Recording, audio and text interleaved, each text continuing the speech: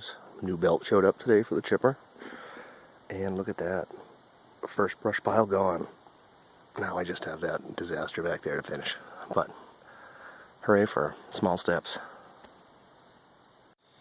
I moved the chipper down to the bottom of the retaining wall here, and it wasn't too bad to move. So it is fairly portable, as advertised. And spent about 3 or 4 hours, 2 tanks full of gas, basically chipping. A nice hefty pile. There's a typical jam with this thing. If I look down inside here, see I got a little short stub. It got stuck diagonally in the wheel and kind of wedged itself in the crack over there. So you take off 4 bolts around the chute. Well, nuts rather. 2 of them are captive and are just captive studs, and 2 of them are long bolts. So you basically take those 4 screws out. There it is. And usually with a little coaxing now, you can see basically what I have. I have a wedge-shaped piece of wood jammed in there, so it just kind of wedged in. As you can see, now that the chute's out of the way, clean that out. Take a look inside. I don't see anything else really in there. So, yeah, put it back together, start her up.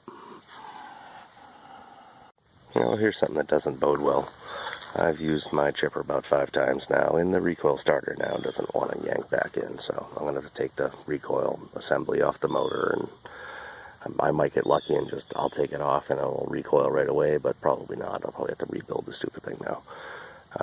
But anyways, so again, the chipper has got some pros and some cons.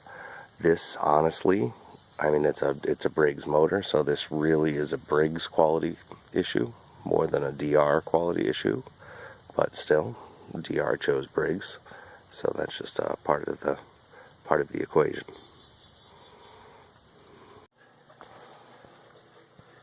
All right, well, I figured out what happened to the recoil starter of the chipper. It's got little dogs that fold out when you recoil, and this one did not pop back in. For whatever reason, it's all bent, funky, and out of whack. So I'm going to try and get that thing put back together, hopefully, and see if I can get this stupid thing to start again. That blew the plastic apart. Let me try and get this to focus here. Maybe. Yeah, you can see. Blew right through the inner plastic ring. It's supposed to be outside the ring, sitting in this little dimple here, and it just blew apart. Well, that's fancy. So, probably be on a call to get a replacement part, I think. Everybody, I want to do a review of my new DR chipper here. It's the largest residential model that DR makes, and I've decided, though, that this needs to be a 2-part interview. 1 part about the machine, and 1 part about my experience dealing with DR. As you can see, no recoil starter on here. The cord pulled out and broke. Yeah, really, this has not been the greatest experience. So, while I put this back together, I'm going to talk a bit about the customer service experience that I received at DR. Alright. Give me something to yammer about while I'm putting this back together. Well, we bought this thing at the beginning of July, if I remember correctly, and it didn't come until the end of July. First of all, these are put together in Vermont. I live in New Hampshire. And it pretty much took them a month to get this to me, which, burned up a lot of the time that I was hoping to be chipping. So, first of all, wasn't impressed. And when I contacted them, every time I'd call, I'd have to sit on hold for 1,000,000 hours and all this stuff, and they would just apologize and, tell me it's shipping soon or something, which, okay, that happens. But then the recoil starter broke. And I called up DR. Well, first I contacted them by email and just asked them if they could send me a new one. They asked for pictures, so I emailed them some pictures. And the next day, one of their service representatives called me up and left a message. I missed him. Left me his extension. So I was thinking, great, you know. So I called back the next day with the phone number he gave me. Now, first of all, the most annoying thing was there is no way to enter an extension in their phone system. So I couldn't actually get a hold of this guy that was, you know, handling my case or whatever. But the next guy was, you know, he was fine. He found my record, found basically my problem and everything in the computer. And he said, well, it's a Briggs & Stratton part, so it's the Briggs & Stratton warranty that has to cover this. And I said, okay. So he said, you know, what town do you live in? And I told him. And then they started giving me my local service centers. And he, you know, told me of a few of them, asked which ones were closest. And I told him. So he puts me on hold and calls the first one. Comes back and says, you know, I couldn't get a hold of somebody there. So he tried the next one. And nothing there. And then he tried the third one. And he went through about 6. And he was unable to get any response at all. None. From any of these so-called Briggs & Stratton authorized dealers in my area.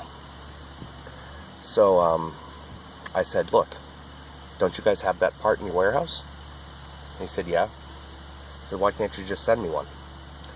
And he says, well, I think we could do that. He goes, you know how to put it on? I said, yeah, it's 4 screws, as you just saw. It's on. So he says, okay, I got to make sure I'm not going to get myself in trouble here, but let me double check with my boss. Comes back, no, we can't do that. It's a Briggs & Stratton part. It's part of Briggs & Stratton's warranty. So, okay. And then by the end, he's gone through all of his list of all of my local dealers and hasn't been able to get a hold of any of them. Gets to the last one on the list, gives me the gentleman's name, gives me his phone number, and basically wishes me good luck.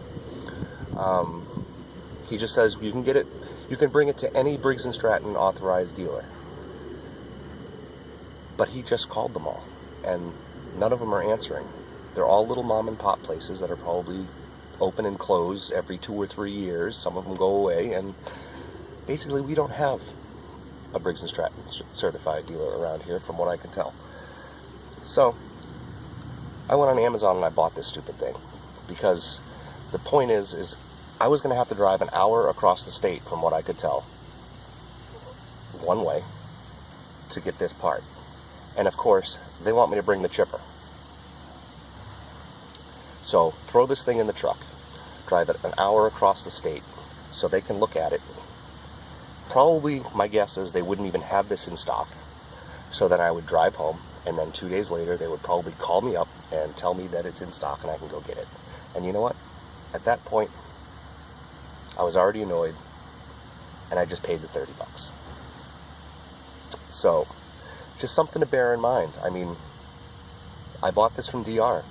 In my opinion, DR should stand by their product and the engine they chose to put in it. You know, if it's an obvious piece like this, you know, if the engine blows out, the piston comes out the side, okay, that's definitely a serious Briggs & Stratton issue. But something like a pull cord, I mean, how many of you have broken a pull cord in your life? This should be something that DR should step up and just ship me one. And, well, that's about it for my rant. As you can see, I got it back together, and as I was saying, I'm behind schedule on my chipping. So I'm going to fire this thing up and do some chipping. And when I'm a little less annoyed about DR's customer service, I'll review the machine itself. But thanks for watching, guys. Stay tuned for the next segment of this little saga, and we'll see if I'm feeling a little happier about my purchase in another few days.